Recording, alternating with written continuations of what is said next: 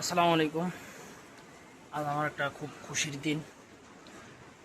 কোনো ইউটিউব চ্যানেলে যদি 1 মিলিয়ন সাবস্ক্রাইবার হয়, ওই ইউটিউবারের কী পরিমাণ খুশি সেটা শুধু ওই ইউটিউবারই জানে, ছাড়া আর কেউ জানে না। তেমন কোনো একটা খামারের যখন একটা লক্ষ্য থাকে, সেই লক্ষ্যটা যখন সে অর্জন করতে পারে, তার অর্জনটা ঠিক কতটুকু আনন্দদায়ক শুধু সেই বলতে পারে।